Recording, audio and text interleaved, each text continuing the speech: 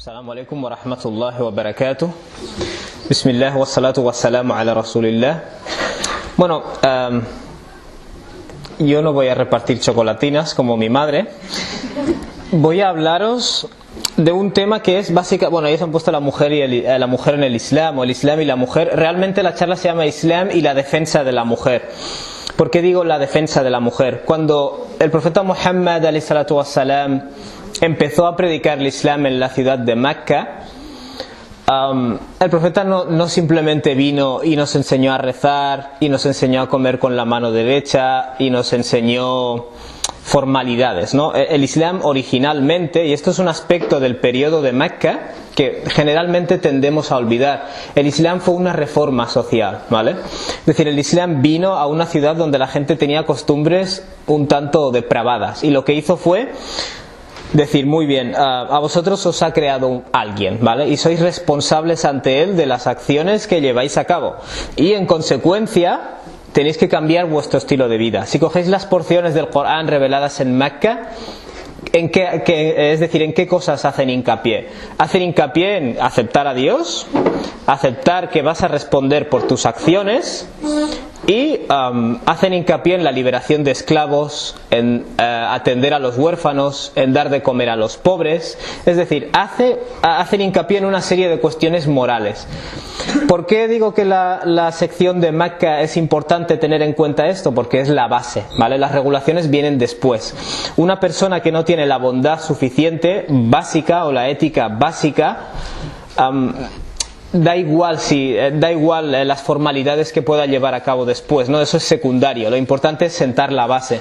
Y muchos teólogos musulmanes asumen, claro, en Mecca la mayoría de la gente no era musulmana, pero aún así Dios les reprocha la corrupción política, por ejemplo. Muchos de estos suras cortos que hablan de la gente que no da de comer al huérfano, que empuja al huérfano, en muchos casos van dirigidas directamente a la clase alta de la ciudad de Mecca. Es algo que nosotros no sabemos. Nosotros rezamos y decimos: ¿has visto la persona que niega que responderá por sus acciones? Es la persona que empuja al huérfano, que no anima a alimentar al pobre.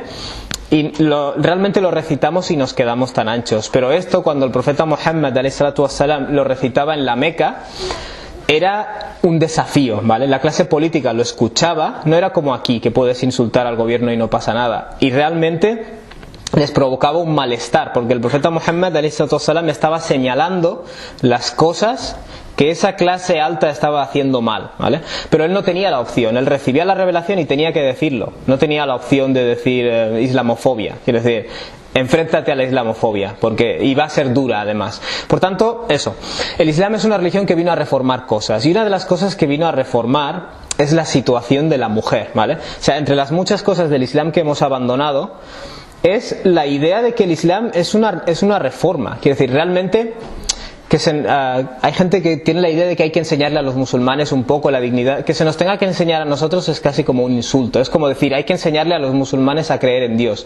Es una de las partes integrales de nuestro din, la reforma social. Y yo personalmente nunca me he considerado feminista, ¿vale? Pero como estudiante del Corán hay una cosa que no puedo negar, que es el hecho de que el Corán da unos pasos adelante o lleva a cabo unas reformas, ¿vale? Es decir, hace cierto hincapié en esta cuestión, en el tema del tratamiento a la mujer, ¿vale? Lo que voy a hacer es asentar unas bases o mostrar algunos versículos y pasajes que demuestran que parte de la reforma que el Islam vino a establecer es esa.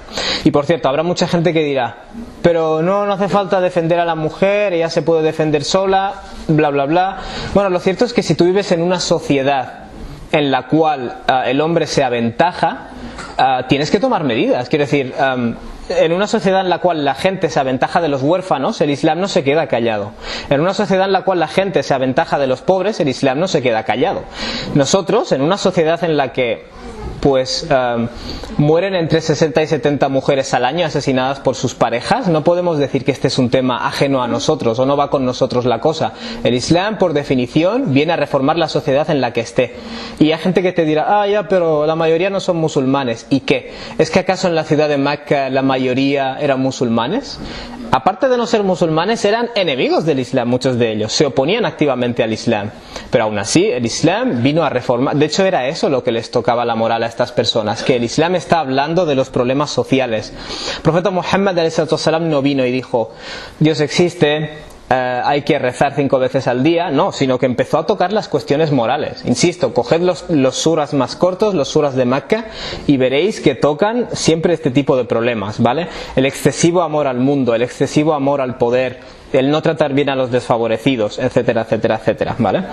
Entre uno de esos pasajes del Corán, esos versículos, está el famoso Innal muslimina wal muslimat. Ciertamente los hombres que se someten a Dios, o los hombres que se entregan a Dios, y las mujeres que se entregan a Dios, wal mu'minina wal mu'minat, y los hombres que son creyentes, es decir, que aceptan la verdad, y las mujeres, wal qanitina wal qanitat, los hombres que son devotos y las mujeres que son devotas, was sadiqina was sadiqat, los hombres que son veraces, honestos, y las mujeres que son honestas, was sabirina was sabirat, y los hombres que perseveran, pese a lo que les ocurra siguen adelante, y las mujeres que perseveran, wal khashi'ina wal khashi'at, los hombres que tienen reverencia, es decir, que sienten reverencia hacia Dios o que no son arrogantes, y las mujeres que tienen reverencia, wal mutasaddiqina wal mutasaddiqat, y los hombres que confirman la verdad, o los hombres que dan caridad, porque esta palabra se puede intercambiar, y las mujeres también, was-sa'imina was-sa'imat, y los hombres que se abstienen o que ayunan, y las mujeres que ayunan, wal-hafidhina furujahum wal-hafidhat, y los hombres que mantienen guardadas, digamos, o preservadas sus zonas íntimas, y las mujeres que asimismo hacen, wadhakirina Allah kathiran wadhakirat, y los hombres que recuerdan a Dios de forma abundante, y las mujeres que recuerdan, adallahu lahum maghfiratan wa ajran azima. Vale, Dios les ha prometido un perdón y una enorme recompensa. Este versículo, que es uno de esos clichés, ¿no? Cuando alguien nos ataca, le decimos, sí, no, mira, innal muslimina wal muslimat wal mu'minina wal, es decir, ¿ves? Creemos en la igualdad de género.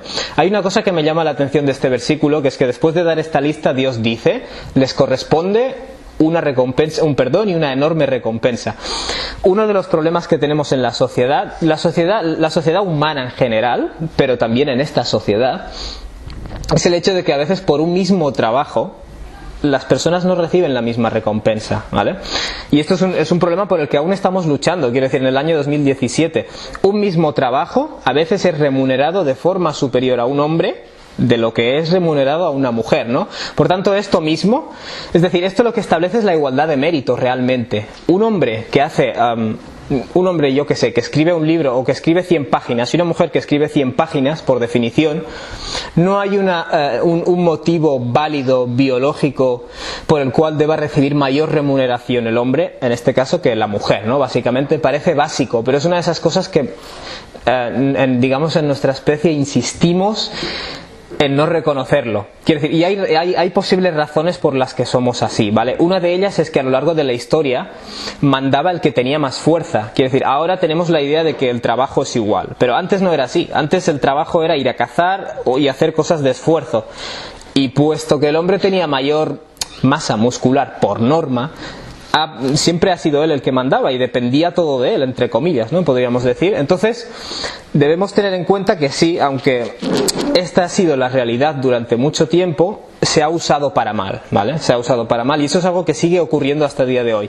En fin, Dios dice, وَلَا تَتَمَنَّوْا مَا فَضَّلَ اللَّهُ بِهِ بَعْضَكُمْ عَلَى بَعْضٍ. No vayáis a tener envidia, está hablando a hombres y mujeres, por lo que Dios ha dado a unos por encima de los otros, ¿vale? Es decir, los hombres tienen unas cualidades, las mujeres tienen otras. Os corresponde a cada uno de los sexos, o de los géneros, no sé si lo digo bien, el no desear lo que tiene el otro, ¿vale? Y eso es una de las cosas del Islam fascinante. El Islam no miente diciéndote que el hombre y la mujer son iguales. Todos sabemos que hormonalmente no son iguales. Todos sabemos que la mujer puede quedarse embarazada, puede dar a luz, puede amamantar a sus hijos, como he dicho, lo de la masa muscular generalmente. Entonces hay unas diferencias que son básicas y hay que tenerlas en cuenta, porque si las niegas, eso también es el extremo opuesto, estarás oprimiendo a las personas, ¿no? Pero lo que hay que tener en cuenta es lo siguiente. Dios dice: "Lirrijalin nasibun mimma iktasabu". A los hombres les corresponde una parte de lo que se ganan, y a las mujeres les corresponde una parte de lo que ellas se ganen, ¿vale? Es decir, de las acciones que tú haces serás recompensado, o serás recompensado en base a una parte de esas acciones, que generalmente se entiende que cuando Dios te perdona y te recompensa con el bien, borra la parte mala, ¿vale? Es la parte buena la que cuenta, ¿no? Podríamos decirlo. Hay otros versículos que establecen la igualdad biológica. Los digo para asentar la base, ¿no? El famoso: "Ya ayyuhan nasu ittaqu rabbakum alladhi khalaqakum min nafsin wahida wa khalaqa minha zawjaha wa batha minhuma rijalan kathiran wa nisaa". Vale, Dios dice: humanidad, dirigiéndose al ser humano, sed conscientes o tened presente a vuestro Rabb, vuestro Señor, aquel que cuida de vosotros, si lo quieres decir así, alladhi khalaqakum min nafsin wahida, aquel que os ha creado de un solo ser y ha creado de ese ser a su par, ¿vale? Puede significar que ha extraído a su par de ese ser, o que que ha creado a ese ser y de su misma especie ha creado a su par, ¿vale? Lo digo porque en otro pasaje del Corán, Suratul Rum, Dios dice... no me viene el versículo a la cabeza, pero bueno, la cosa es la siguiente, se puede entender de las dos formas, ¿vale? وَخَلَقَ مِنْهَا زَوْجَهَا, y ha creado de su especie un par, una pareja, ¿vale? وَبَثَّ مِنْهُمَا رِجَالًا كَثِيرًا وَنِسَاءً, y esto es algo bonito. A partir de esas dos personas, Dios ha hecho una multitud, o ha extendido una multitud de hombres y de mujeres. ¿Qué significa eso? Todos los hombres y mujeres vienen de un hombre y una mujer inicial. Quiere decir, este versículo en el cual Dios te está diciendo que tengas presente a Dios, a la vez lo está utilizando para que entendamos que toda la humanidad en cierto modo es una gran familia extendida, ¿vale? O si fueras a dibujar árboles genealógicos, nos conduciría a un hombre y a una mujer. Entonces esto es como un proceso en el cual sin hombres no se puede tirar para adelante, y sin mujeres no se puede tirar para adelante, ¿no? En cierto modo tienes que tener en cuenta eso. En otro lugar del Corán se nos dice ya ayyuhan nas, y algo muy similar. Dios se dirige a toda la humanidad: inna ja'alnakum min dhakarin wa untha, os hemos creado a partir de un varón y de una hembra, de nuevo, wa ja'alnakum shu'uban wa qabaila lita'arafu, y hemos hecho de vosotros naciones y tribus entre comillas. Mucha gente cuando escucha tribus se imagina a alguien viviendo en una choza con una lanza. Tribus quiere decir familias o grupos de familias, ¿vale? Es un concepto más universal. Lita'arafu, con la finalidad de que os conozcáis. Es decir, esta diversidad, la finalidad que tiene a nivel intelectual es que unos conozcan a otros y de esta forma se enriquezcan, ¿no? La idea de las diferencias o del multiculturalismo no va conmigo, no existe en el Islam, ¿vale? Explícitamente Dios te está diciendo: os he hecho diferentes, os tenéis que conocer unos a otros, ¿vale? Otras curiosidades del Corán acerca de esta cuestión del género que se suelen mencionar son puras curiosidades. Es que existe un Suratun Nisa, sura de las mujeres, pero no existe un Suratur Rijal, un sura de los hombres. Una de las cosas que voy a intentar demostrar es que el Islam, que mucha gente no lo tiene en cuenta, da un paso adelante y defiende cosas de la mujer que no defiende del hombre, ¿vale? Y mucha gente diría: oh, pero bueno, esto es injusto. No es injusto si tienes a una especie que a lo largo de la historia el hombre está aplastando a la mujer, ¿vale? Dicho de otra forma, si yo vivo en una sociedad en la cual la inmensa mayoría de cargos importantes los tienen hombres, es importante que potencies que las mujeres tengan también cargos importantes, ¿vale? No hace falta potenciar que los hombres lo tengan, porque ya lo tienen, ¿vale? Ya se han dado ellos a sí mismos aprovechando ese poder, digamos, o esa jerarquía que han desarrollado, se han dado ellos mismos esa ventaja, ¿no? Si lo quieres decir así.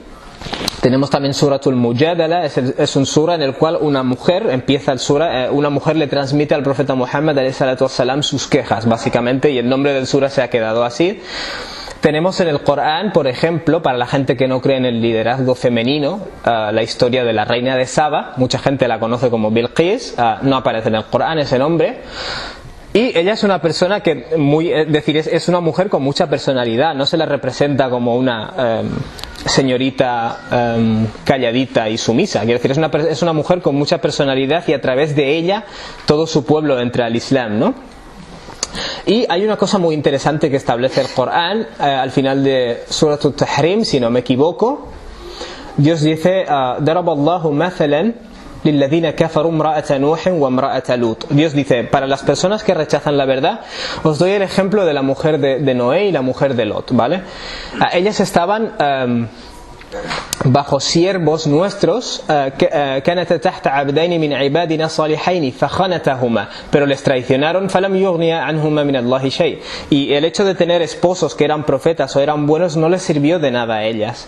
Y luego da el ejemplo contrario, ¿no? وضرب الله مثلا للذين آمنوا امرأة فرعون إذ قالت رب ابن لي عندك بيتا في الجنة. Luego da el ejemplo de la esposa de Faraón, que tenía un marido que era un tirano, pero ella por el contrario era una persona piadosa, ¿vale? Mucha gente no sabe esto. La esposa de Faraón, tal y como se plantea en el Corán, no estaba de acuerdo con las políticas y la forma de ser de su marido, y de hecho era una persona que se dirigía a Dios, ¿no? Tal y como lo presenta este lugar. Y luego nos da el ejemplo de Maryam, ¿vale? El ejemplo de Maryam. Por tanto, eso, tenemos que tener en cuenta que el hombre y la mujer tienen una relación complementaria, y en muchos casos o en muchas unidades familiares el hombre es mejor y en otros casos la mujer es mejor, ¿vale? Quiere decir, Dios nos da Surat al-Tahrim, ya muchas lecciones de este tipo a nivel familiar, ¿vale? No hay nada por defecto que haga que el hombre vaya a tener un mejor liderazgo o la mujer lo vaya a tener, ¿vale? Entonces, entre esas reformas, podríamos decirlo así, que el Islam estableció en relación a la mujer, una de ellas es, por ejemplo, que parece ser que se da preferencia a la madre que al padre, ¿vale? Estoy diciendo que el Islam en algunas cosas hace mayor hincapié o da mayor ventaja, podríamos decir, a la mujer sobre el hombre, no porque el Islam no sea igualitario, sino simplemente porque son terrenos en los que el hombre se ha puesto él por delante, ¿vale? Es como cuando hay naciones que se consideran el pueblo elegido de Dios. ¿Qué hace Dios en el Corán? Les pone en su sitio, un poco. Es equilibrar la situación, ¿vale? Por ejemplo, tenemos el famoso incidente de Sahih Bukhari, en el que una persona se dirigió al profeta y le dijo: ¿quién merece mi mejor trato, ¿no? Si lo quieres decir así. El profeta Muhammad le dijo: Ummuk, tu madre, ¿vale? Luego esta persona le dijo: ¿y después de mi madre? Y el profeta le respondió: tu madre, ¿vale? Es gracioso que la persona le dice: después de mi madre, tu madre, ¿vale? Y después de mi madre, otra vez, tu madre. Y después, mi padre. Que esto es otro de esos hadices cliché que suenan muy bien, pero raras veces nos paramos a reflexionar al respecto. ¿Qué es lo que está diciendo? El mérito que tiene tu madre realmente, en cierto modo, está por encima que el que tiene tu padre. ¿Y por qué? Se supone que hay igualdad, ¿no? Realmente no hay igualdad en esto. Y el Corán toca este tema. Dios dice: وَوَصَّيْنَا الْإِنسَانَ بِوَالِدَيْهِ إِحْسَانًا. Hemos legado al ser humano que actúe de forma excelente y de forma bella de cara a sus padres, a sus dos padres. Y luego dice: حَمَلَتْهُ أُمُّهُ كُرْهًا. Su madre lo cargó en el embarazo con mucho pesar, ¿no? Con dificultad. Claro, está hablando de los dos padres. Dios te está diciendo: se le ha encomendado al hombre, es decir, se le ha encomendado al ser humano que trate de buenas formas a sus padres. ¿Por qué?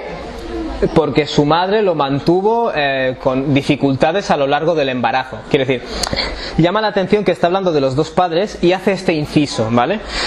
Pero luego hay otro extra, que es el parto. وَوَضَعَتْهُ كُرْهًا, dice Dios, y le dio a luz con pesar. Claro, los pesares del embarazo no los vive el hombre como los vive la mujer. Los pesares del parto no los vive el hombre como los vive la mujer. Y luego añade: وَحَمْلُهُ وَفِصَالُهُ 30 شهرًا. El extra de la lactancia, de tener que aguantar a ese bebé que no se quiere separar de ti, ¿no? El cargar con él y el amamantarle todo junto dura 30 meses, ¿vale? Es decir, está hablando del deber de tratar bien a los padres, y como justificación que te da las cargas o las penas que ha tenido que soportar la madre, ¿vale? Por tanto, claramente no hay igualdad de condiciones. Otra de las reformas del Islam, insisto, estos no son problemas de la Arabia hace 1400 años, son problemas universales, porque prácticamente en toda sociedad humana el hombre se aventaja, ¿vale? Y quien venga y te diga: pero eso no es así ahora en Europa, eso es una mentira. Quiere decir, y hay que ser tonto para no darse cuenta, ¿no? Luego intentaré dar ejemplos de cómo nuestra sociedad sigue necesitando esa reforma. Pero bueno, una de esas cosas, de esas cuestiones de la, podríamos decir, del jahiliya, de la época de la ignorancia. La ignorancia realmente no es una época, es una condición. Muchísimas personas están en la condición de ignorancia, ¿vale? Porque todavía no han subido a ese peldaño, ¿no? de nivel humano al que el Islam te quiere llevar. Dios describe a muchas personas cómo se comportaban en la Arabia antes de la llegada del Islam, e insisto en que desafortunadamente esto es aplicable a muchas personas hoy, y siento decirlo, a muchos musulmanes y a muchas comunidades musulmanas. Dios dice: وَإِذَا بُشِّرَ أَحَدُهُمْ بِالْأُنْثَى, cuando se coge a una de estas personas y se le da la buena noticia de que ha tenido una niña. Pensad que en esa época no había ecografías, ¿vale? Era el día en el que nacía el bebé, en el que se sabía si era niño o si era niña, ¿vale? Cuando se le da a alguien la buena noticia de una niña, se oscurece su rostro. ¿Qué quiere decir eso? La persona no dice nada, no dice otra vez una niña, pero en su cara se refleja el pesar, ¿no? El decir, otra vez me ha tocado una niña, o me ha tocado una niña. ¿Por qué antiguamente se daba preferencia a los niños sobre las niñas? Bueno, generalmente se veía al hijo como una riqueza, ¿vale? Y se veía a la mujer como un gasto, por razones en las que no vamos a entrar, ¿no? Pero quiero decir, más o menos era la condición. Por tanto, cuando tú tienes el mundo en el que la gente da preferencia a tener un hijo varón sobre una hija hembra, ¿qué hace Dios? Entra y defiende a la niña. No vemos pasajes del Corán defendiendo al niño varón.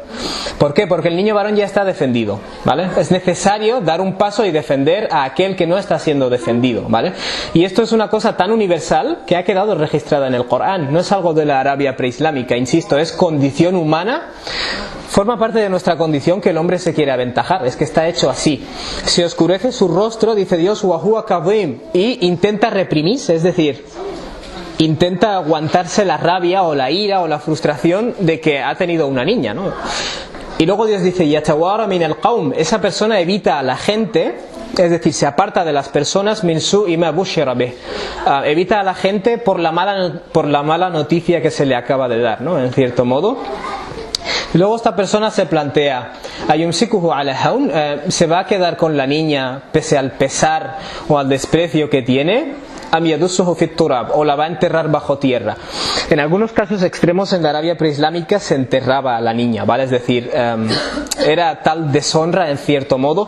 Una de las razones es que cuando había luchas entre tribus, y en la Arabia preislámica había muchas luchas entre tribus, los de la otra tribu mataban a los hombres y se quedaban con las mujeres, ¿vale? Esa mujer, entre comillas, perdía el apellido de tu tribu, era explotada sexualmente por los de la otra tribu y era una deshonra. Es decir, la gente no se centra en rectificar esa situación de opresión o esa situación salvaje, sino que lo que hacen es decir, bueno, pues en este caso no tenemos que tener niñas, o tener niñas es una deshonra, ¿no?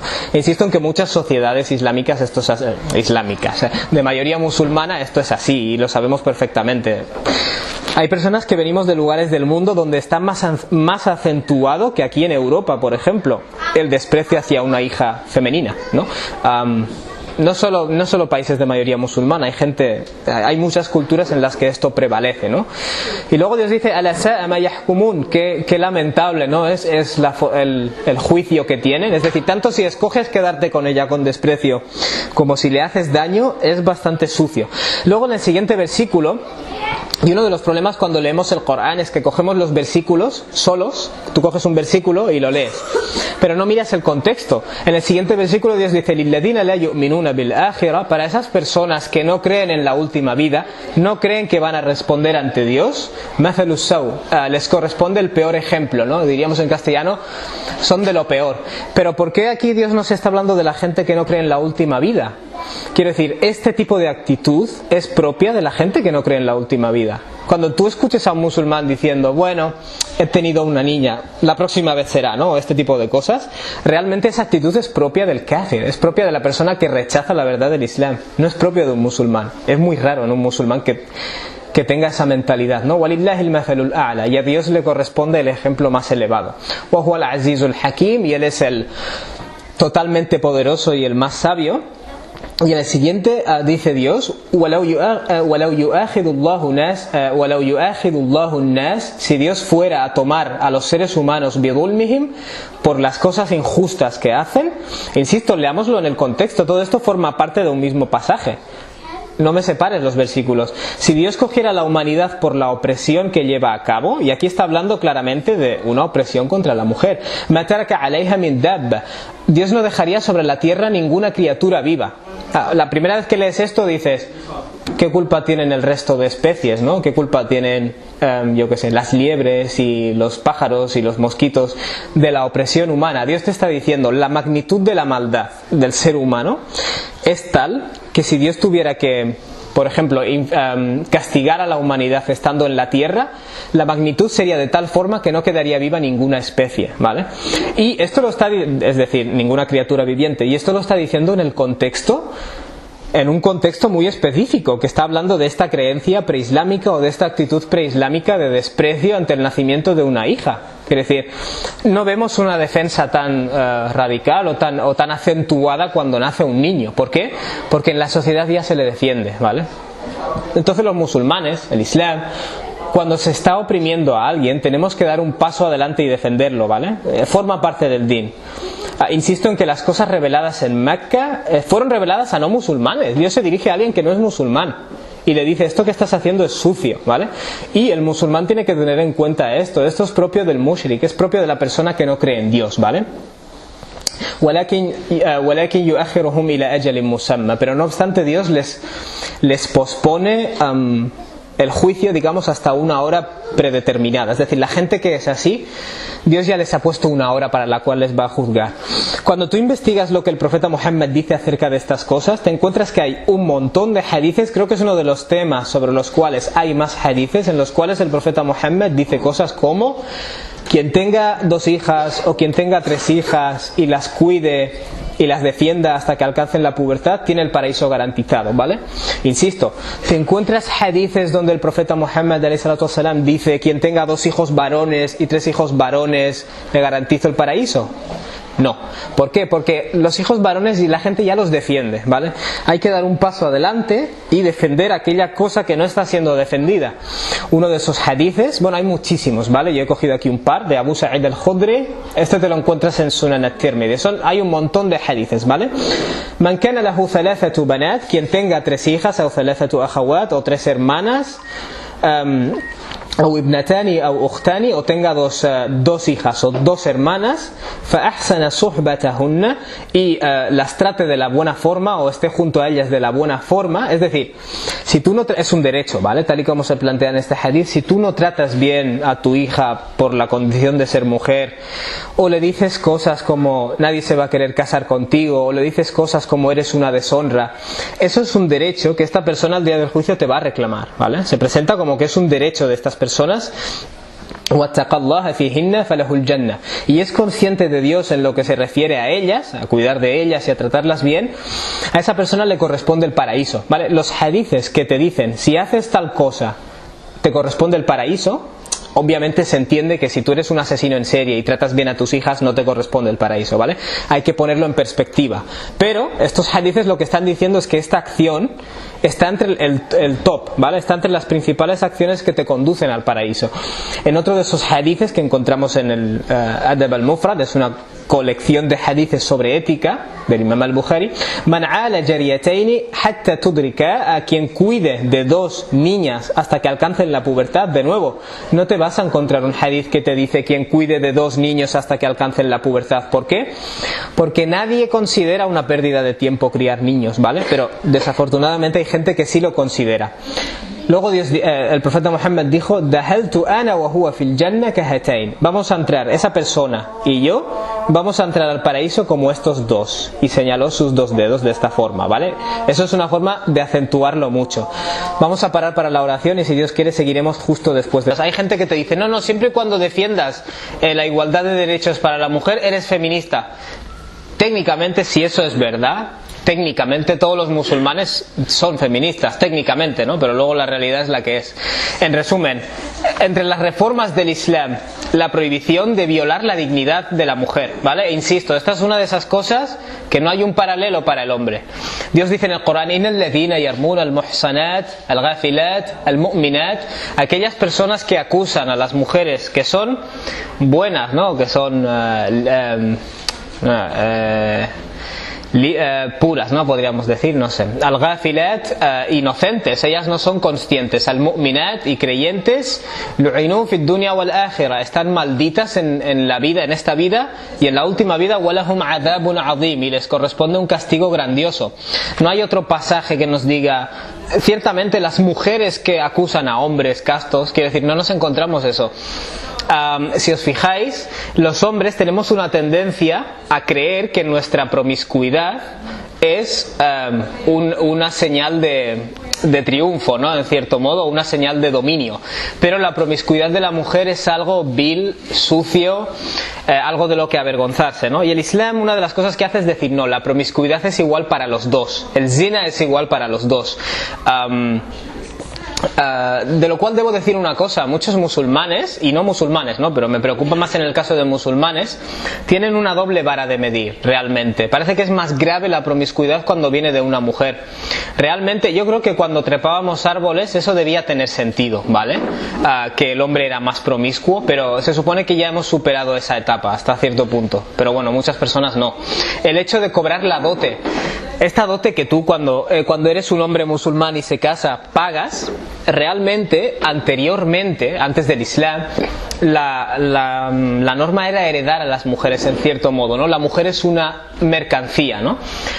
En muchos casos y en algunas culturas existe hasta hoy, la mujer tiene que pagarle al hombre, o mejor dicho, la familia que va a adquirir la mujer, porque es una adquisición, en cierto modo. La idea es que la mujer era una mercancía, ¿no? En muchos casos, y el hombre que se casaba con ella la adquiría, se la compraba al padre, en cierto modo, ¿vale? Y el Islam lo que dice es, no, realmente tú le pagas a ella la dote. Lo que hizo es un poco darle la vuelta, es decir, tú le pagas a ella la dote como señal de que estás dispuesto a estar por ella, ¿no? O a cuidar de ella, o lo que quieras decir, te comprometes por ella, ¿no? Por tanto, esta dote fue una reforma en su día, ¿vale? Y me llama la atención que muchos musulmanes, por ejemplo en zonas del subcontinente indio, por ejemplo, es ella la que le paga la dote. Es decir, mantienen esa costumbre preislámica en esas zonas. Claro, lo cual es una aberración, porque incluso a veces si no se recibe un precio agradable o no se paga el precio estipulado, pues el hombre, la familia del hombre toma medidas contra la mujer o le rocía la cara con ácido, lo cual es un ciclo o una acumulación de estupideces, ¿no? Podríamos decir. Bueno, el Islam estipuló el derecho a la herencia, que por mucho que nos pueda extrañar, no existía en la Arabia preislámica. Por supuesto que la mujer no heredaba, ¿no? Estas cosas, cuando mucha gente las escuchó por primera vez, seguramente les hizo risa, decir, la mujer también hereda, muy interesante, ¿no? Y el Islam es así, quiere decir, prohibió, por ejemplo, sobrecargar demasiado al animal, tratar mal al animal, darle golpes al animal. Quiere decir, el Islam creó reformas que, aunque hoy en día digamos, bueno, tampoco es para tanto, no, en esa época sí era para tanto, y en ese lugar, ¿no? El derecho al capital propio, es decir, la propiedad económica de la mujer le corresponde a ella. Esto fue otra reforma. Estoy listando esto para que entendamos que el Islam vino a una sociedad y hizo cambios, ¿vale? Hizo cambios en relación a la mujer, igual que hizo cambios en relación a otros temas. Eso es parte de nuestro din que hemos abandonado completamente. El tratar de reformar las cosas que están yendo mal en la sociedad. Una de ellas el tema de la mujer, ¿no? De hecho, el derecho al capital propio da un paso más y se convierte en el derecho a disponer del capital del marido, si el marido es la fuente de ingresos y no te da lo que necesitas, ¿vale? Es decir, si tú como mujer tienes un marido y ese marido no provee de ti de la forma apropiada, como mujer tienes derecho a meter la mano en su cuenta y coger lo que necesites, ¿vale? Eso es cierto. Hay un incidente en el cual Hind, la mujer de Abu Sufyan, fue al profeta Muhammad ﷺ y le dijo: Abu Sufyan es rácano, es tacaño y no gasta dinero en mí ni en los niños, ¿no? O ni en nuestro hijo. El profeta Muhammad le respondió ﷺ: Judí min malihi bil ma'ruf. Coge de su riqueza lo que sea razonable o reconocido dentro de esta sociedad, de lo que en esta sociedad la gente necesita, ¿no? O se entiende que la persona necesita. No sé si es el significado de la palabra ma'ruf, ma yakfiki wa yakfi banik, lo que sea suficiente para ti y suficiente para tu hijo, ¿vale? Aquí hay una pequeña diferencia de opinión entre algunas escuelas. Alguna de las escuelas dice: aquí el profeta estaba actuando como juez, como qadi, es decir, dio este consejo particularmente para Hind. Pero hay otros eruditos que dicen: no, aquí estaba actuando como mufti, lo que hizo fue dar un veredicto, una opinión general, siempre y cuando el marido no quiera darle el capital que necesite a la mujer, o el patrimonio, o el dinero que necesite, ella tiene derecho, dentro de lo que en esa sociedad se considera normal, ella tiene el derecho a cogerlo. Es decir, y esto no es a la inversa. Si mi mujer trabaja, yo no tengo el derecho a meter la mano en su cuenta. Pero si ocurre al revés, de acuerdo a esta interpretación, realmente ella sí que tiene la opción. Esto es una reforma radical, ¿no? Entre comillas, como aquel que dice.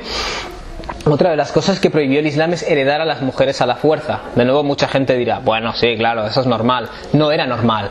Lo normal era que si yo tenía una hija la casaba y punto. E insisto, desafortunadamente en las culturas de algunos musulmanes todavía estamos en esa fase de la historia. Ya ayyuhalladhina amanu, dice Dios, las personas que habéis creído, la yuhillu lakum an tarithun nisaa karha, no os está permitido que heredéis a las mujeres a la fuerza, ¿vale?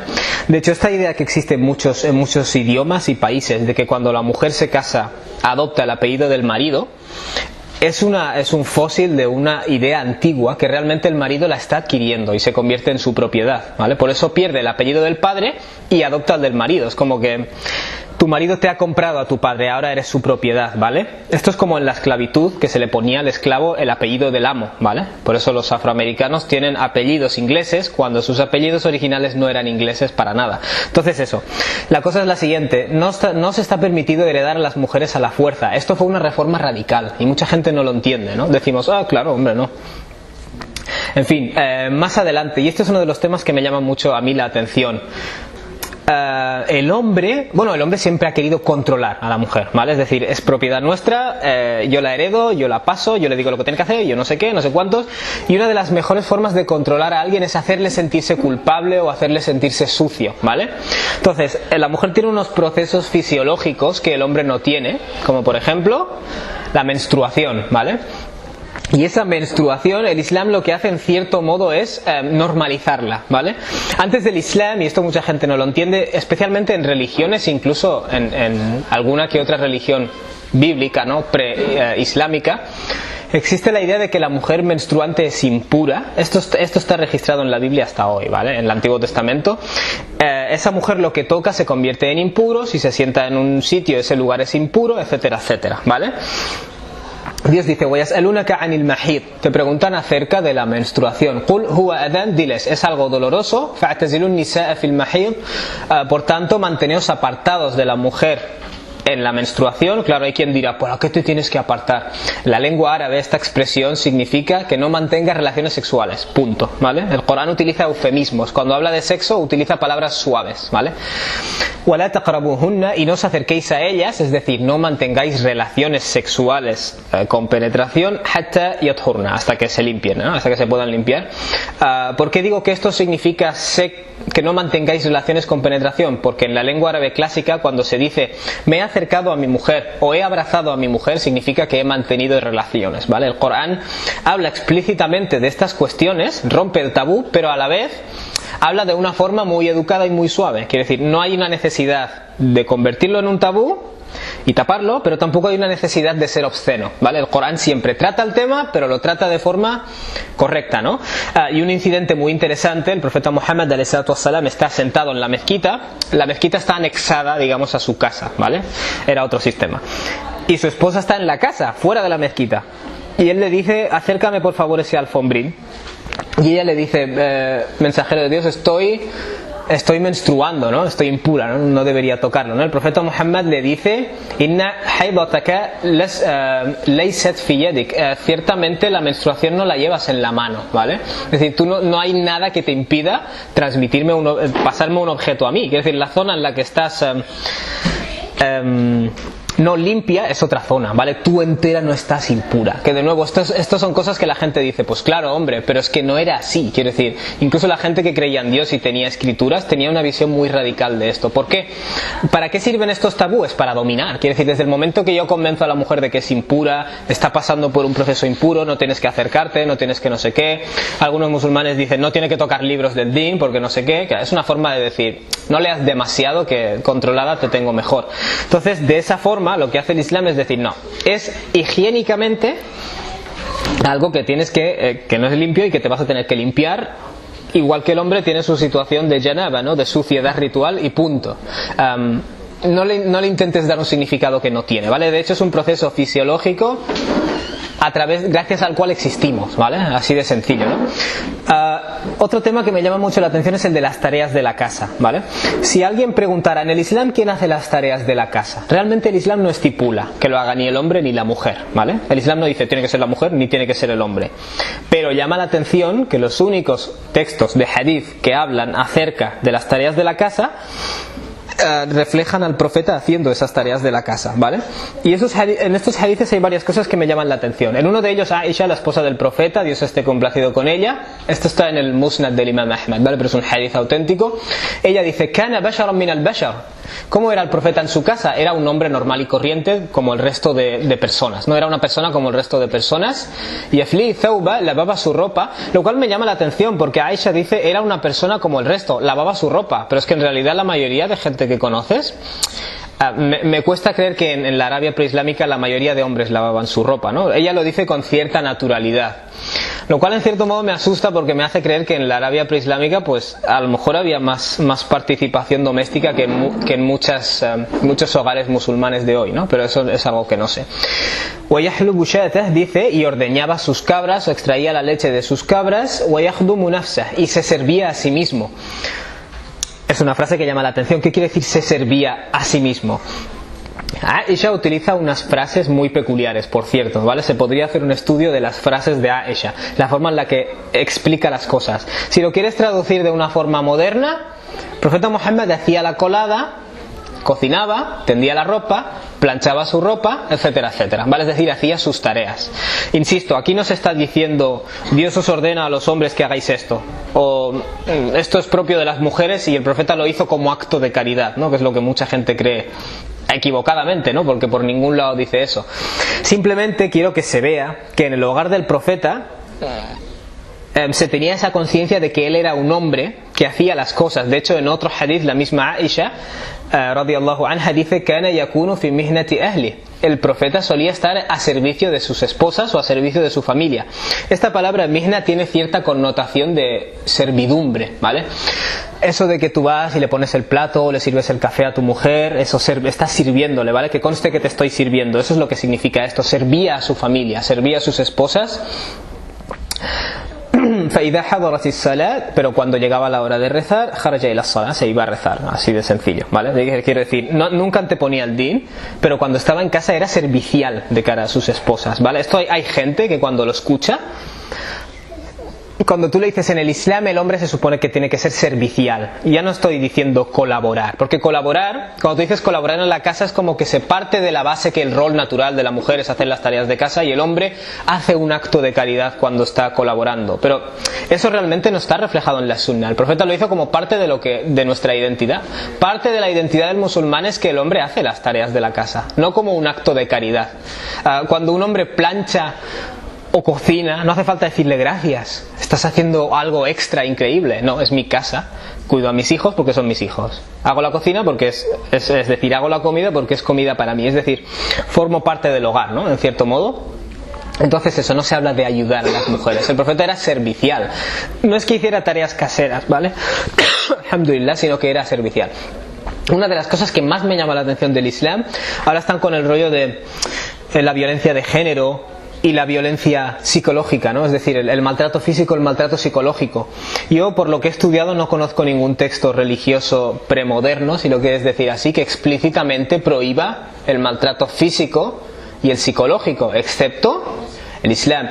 En un hadith que nos encontramos, es auténtico, en Sunan Abi Daud, el profeta Muhammad ﷺ dice, le dicen, ¿cómo se supone que tengo que tratar a las mujeres o a nuestras esposas? El profeta responde, at'imuhunna mimma ta'kulun, alimentadlas de lo que vosotros coméis, ¿vale?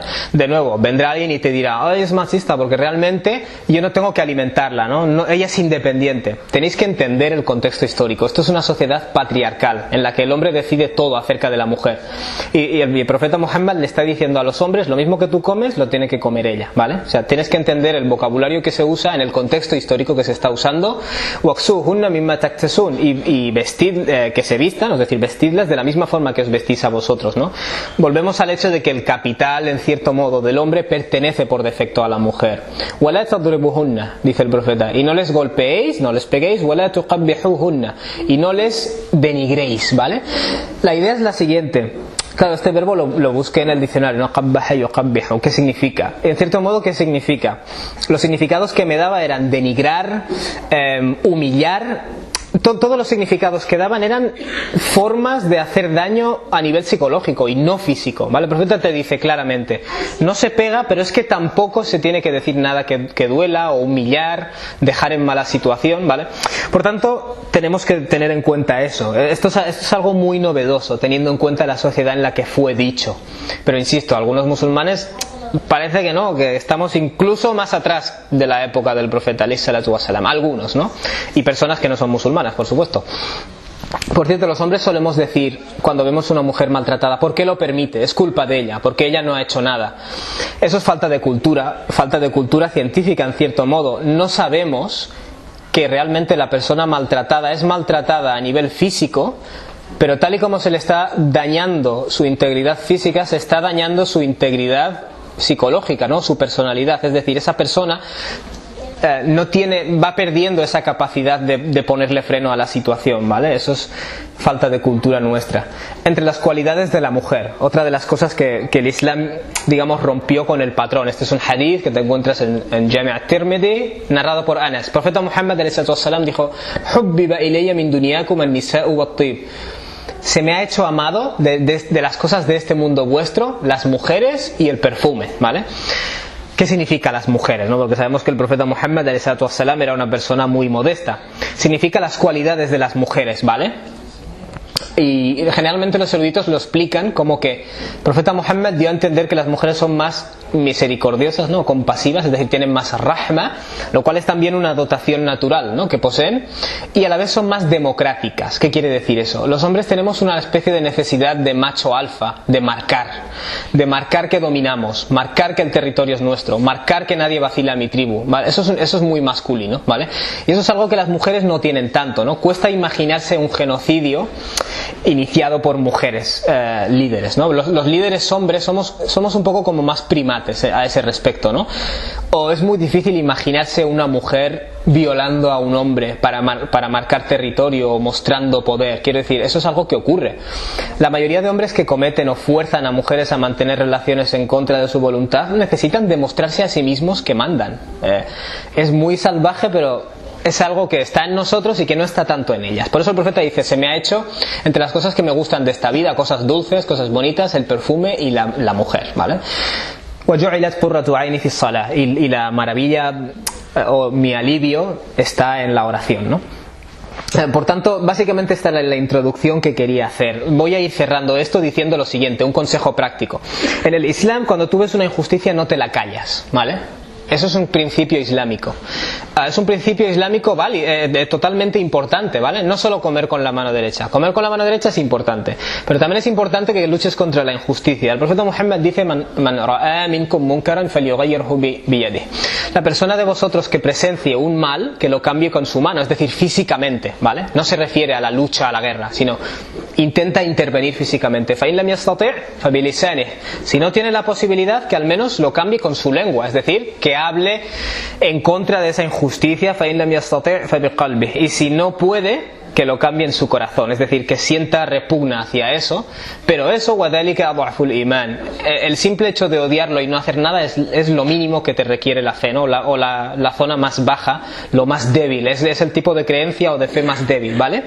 Si tú estás en el metro y alguien molesta a una mujer o incluso la toca, y ella se defiende, métete. Quiero decir, incluso, siento decirlo, pero incluso si te van a partir la cara. Yo prefiero llegar a mi casa con la cara partida y decirle a mis hijos: alguien estaba cometiendo un acto inapropiado y he intervenido para defender a esa persona, que llegar a casa sabiendo perfectamente que he visto un abuso y no he hecho nada, ¿vale? El musulmán, por definición, no se mete cuando hay injusticias, es que se mete. Tememos a Dios, no tememos a las personas, ¿vale? Quiero decir, a menos que haya riesgo de que te peguen un tiro o algo raro. Cuando ves a gente que está comentando cosas inapropiadas acerca de la mujer, por ejemplo, hablando como si fueran objetos, quiero decir, puedes expresar que eso no está bien. En el trabajo lo escuchamos a menudo. Puedes expresar desacuerdo. Si tienes un grupo de WhatsApp y pasan guarrerías, puedes expresar que eso es denigrante. Lo puedes hacer. De hecho, como musulmán, se supone que lo tienes que hacer. Y esta es una sociedad en la que, insisto, la gente va de feminista y progre, pero realmente aquí mueren 70 mujeres al año, matadas, asesinadas por su marido. La violencia de género en esta sociedad es un gran problema. De hecho, por lo que he investigado, no he encontrado ningún país árabe en el que mueran tantas mujeres asesinadas por su marido. Quiero decir, aquí nos gusta decir somos progres y los otros son atrasados. Bueno, resulta que ni los blancos son tan blancos ni los negros son tan negros. Por tanto, esta sociedad necesita, tanto como todas las demás sociedades, la reforma. Y nosotros tenemos que estar a la vanguardia. Pero a veces incluso parece que se nos tiene que reformar a nosotros, ¿no? En fin. Muchas más cosas, ¿no? La imposición de cánones de belleza, hombres pasando vídeos inapropiados, como he dicho, ¿no? Básicamente, el hecho de felicitar a un hombre cuando hace las tareas de su casa. Quiero decir, esto son cosas del jahiliya, son cosas preislámicas que tenemos que ir borrando poco a poco. La idea, muchos musulmanes te dicen, si mi hijo tiene novia y sale, es haram, sí, pero bueno, ¿qué le vamos a hacer? Pero como a tu hija se le ocurra salir un día de fiesta, el Islam realmente no pone una diferencia. No la pone. Es decir, estás dando preferencia a tu cultura por encima del Islam, básicamente. Una de las descripciones que se da del profeta Muhammad ﷺ es que el profeta era más... el profeta Muhammad ﷺ era más modesto, podríamos decir, o más pudoroso que una virgen en su tienda, ¿no? En su tienda. En la Arabia preislámica, tenéis que formaros esta imagen, la niña virgen tenía una timidez, ¿vale? El hombre era un macho alfa dominante. El profeta Muhammad vemos que luchaba en las batallas y hacía todo lo que tenía que hacer como hombre, pero sin embargo era totalmente pudoroso y respetuoso como esa niña virgen, ¿vale?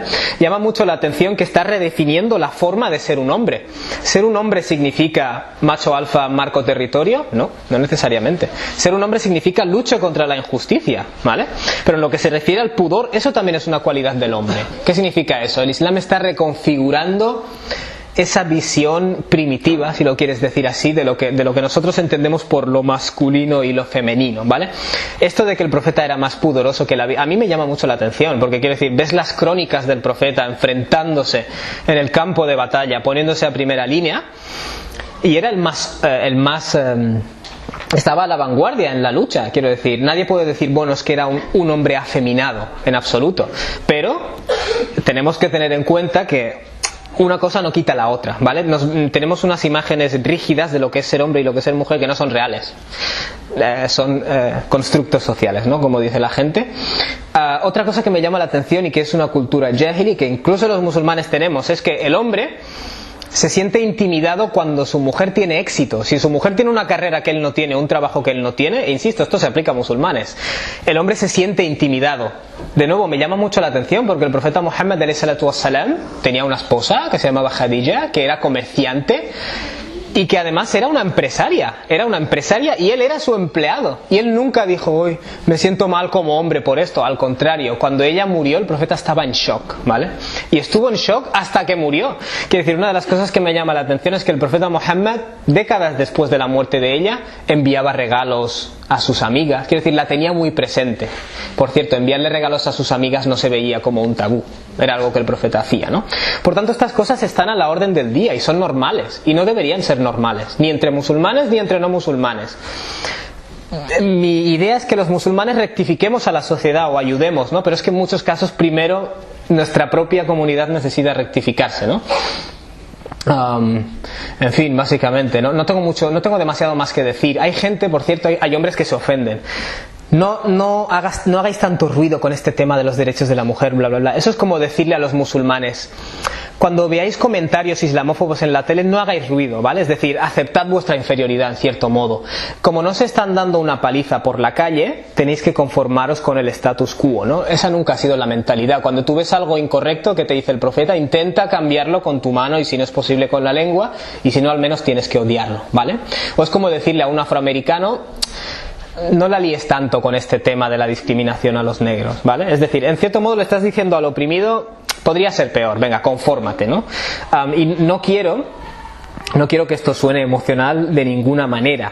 El profeta Muhammad ﷺ dijo, la taghdab, dijo, no te enfades, ¿vale? Es decir, controla tu ira, pero a la vez hay un montón de hadices en los cuales el profeta Muhammad se enfadó, es decir, se reflejó la ira en su rostro. Algunos hadices te dicen, se le enrojeció el rostro.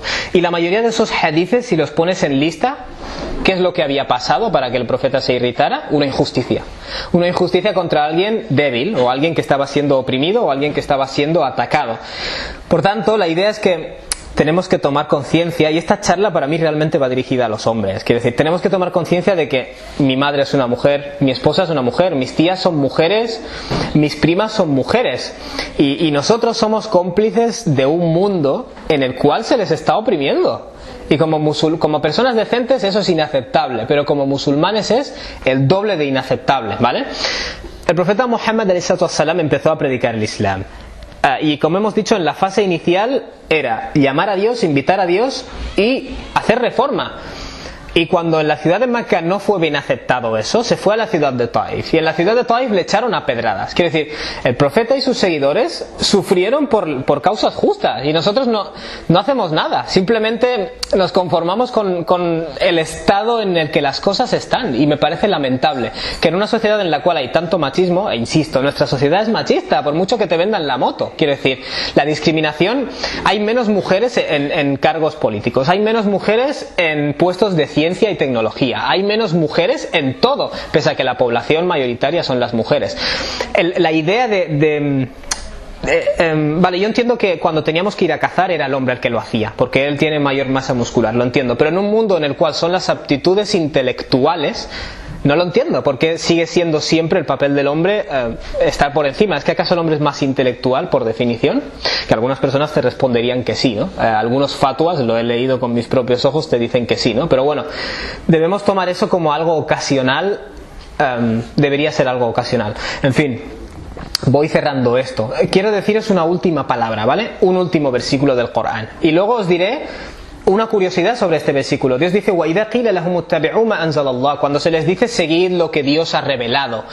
Cuando tú le dices a una persona, el profeta Muhammad prohibió pegar a una mujer o insultarla, cuando tú le dices esto a un hombre. Cuando le dices que el Islam, esta idea de que un hijo varón es mejor que un hijo femenino, es totalmente jahili. Cuando le dices a un musulmán que lo mismo da tener novio para tu hijo que tener novia, es decir, lo mismo da si tu hijo tiene una novia que si tu hija tiene un novio, es igual de haram en los dos casos. O le dices a un musulmán, no puedes forzar a casar a tus hijos o a tus hijas especialmente. Hay musulmanes que te dicen: a mí me da igual el cuento que me traes, yo voy a seguir haciendo lo que yo aprendí en mi casa y lo que yo aprendí en mi cultura. Dios dice: qalu bal, dicen en absoluto, nattabi'u ma alfayna alayhi aba'ana, vamos a seguir haciendo lo que estaban haciendo nuestros ancestros.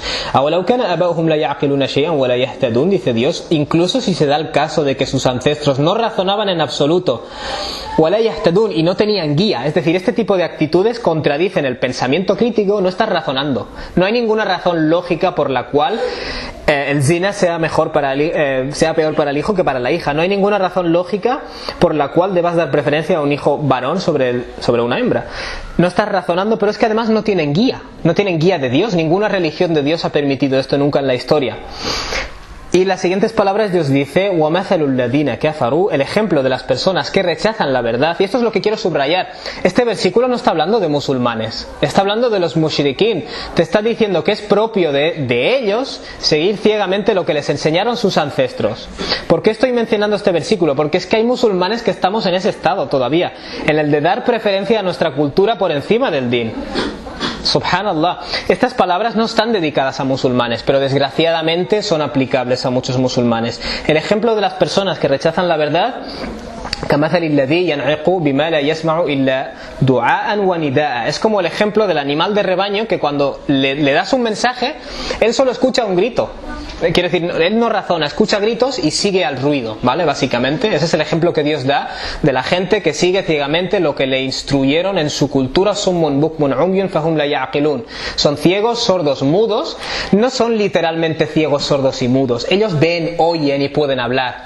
Pero Dios dice fahum la ya'qilun, pero no razonan, ¿no? De modo que no razonan. Es decir, tú tienes unas facultades, pero no las estás usando de forma apropiada, de forma controlada, de forma racional. Por tanto, es como si fueras ciego, sordo y mudo cuando decides poner tu cultura por encima del din, ¿no? Esto es un mensaje que, lo siento mucho, los musulmanes tenemos que tomar nota, porque es que en este tema, como en muchos otros, y realmente este tema de la opresión a la mujer nos hace daño a todos. Hace daño a la mujer, naturalmente, Pero es que además hace daño al hombre, quiero decir, porque nos mantiene inseguros. Esta idea del ego, del macho alfa que yo tengo que defender, realmente es una inseguridad que se nos crea. Necesitamos demostrarnos que tenemos poder, ¿vale? Eso es una carencia. Yo quiero ser libre de esa esclavitud, ¿no? De esa presión encima, y naturalmente afecta a la mujer. ¿Por qué? Porque la mujer está sujeta a ese hombre inseguro que la necesita humillar y la necesita limitar para no sentirse él intimidado, ¿vale? Por tanto, es un aspecto jahili que nos hace daño a todos y tenemos que luchar todos contra ello, no solo las mujeres. Quiero decir, esta charla, insisto, va dirigida a los hombres. Vamos a ser padres, vamos a ser hermanos, vamos a ser hijos de mujeres, y yo no entiendo a los hijos, a los hombres que maltratan a su mujer o la tratan como, yo qué sé, como una sirvienta, cuando ellos tienen una madre. No lo puedo entender. Pero es que yo no entiendo al adolescente musulmán que tiene, yo qué sé, 18 años, ve que en su casa las mujeres son sirvientas y lo permite. O sea, ese hombre realmente eres muy poco hombre, tío. A mí no me gustaría tener un hijo así. Lo siento mucho, es la verdad. A mí no me gustaría tener un hijo que ve como trato a su madre como un trapo y no hace nada. O sea, tienes que ser, si quieres ser hombre y ser un macho alfa, tienes que mostrar determinación ante las injusticias, ¿no? Se supone que eso forma parte de esa hombría de la que presumimos, ¿no? Básicamente. En fin, no suelo hablar de los temas de la mujer porque siempre he pensado que la mujer puede hablar ella de sus temas, ¿no? Pero en cierto modo quizás es una tontería. En primer lugar porque es importante que los hombres también traten esos temas. El profeta Muhammad, por ejemplo, dijo: obedeced si se le da un cargo de autoridad a un esclavo abisinio, ¿no? A un negro. En esa época los negros en ese lugar eran esclavos, básicamente. ¿No pueden defenderse ellos? Sí, pueden defenderse, pero si hay una injusticia o una mentalidad que no procede, tú puedes hablar en contra de ella. De hecho, debes hablar en contra de ella, ¿no? ¿Vale? Luego, finalmente hay gente que te dice: vale, el Islam hizo unas reformas muy bonitas, pero hace 1400 años, ahora hacen falta otras reformas. Creo que ese argumento no es válido, porque el Islam no hizo unas reformas y dijo: bueno, tenemos que parar aquí, ¿vale? Lo que hace el Islam es establecer el patrón de reformar, siempre. En todas las sociedades el Islam ya te ha dado el ejemplo, te ha dado la vara de medir, te ha establecido el patrón de que hay que reformar siempre.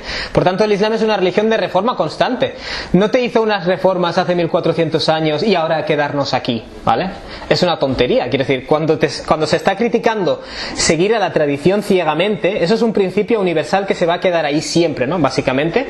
Y por último, hay mucha gente que viene y te dice: vale, todo esto que has mencionado es el lado bonito, pero es que luego hay cosas feas en el Islam sobre la mujer. Para eso tendremos que dedicar otra sesión, porque en la sesión de hoy no me da tiempo. Y lo último que quiero decir es el hecho de que hay que tener cuidado, porque toda reacción puede volverse extrema, ¿vale? Por ejemplo, ha habido musulmanes que seguían muy ciegamente a los sabios del pasado y a sus escuelas de ley, etcétera, etcétera. Y ahora hay como una oleada de musulmanes modernos que dicen: no hay que seguir ninguna de las escuelas de ley, ninguno de los sabios, yo voy a coger mi ejemplar del Corán en casa e interpretarlo como a mí me parezca. Eso es una reacción extrema.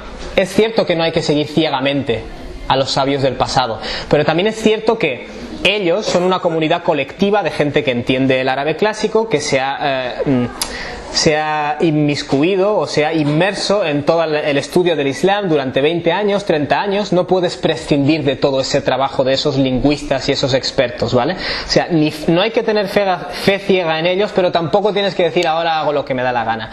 Eso es una reacción extrema. ¿Por qué digo esto? Porque en el tema de la mujer pasa lo mismo. Hay feministas que dan miedo a veces, realmente, que cualquier cosa que dices como hombre es porque soy una mujer. No, eso es una reacción extrema, ¿vale?